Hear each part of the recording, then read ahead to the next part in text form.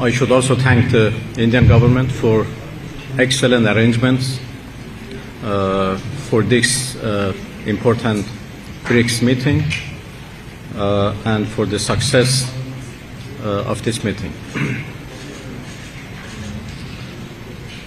We attach great importance to our relations with India. Iran and India are two ancient civilizations which have always had very good relations, and we have exchanged our cultural values.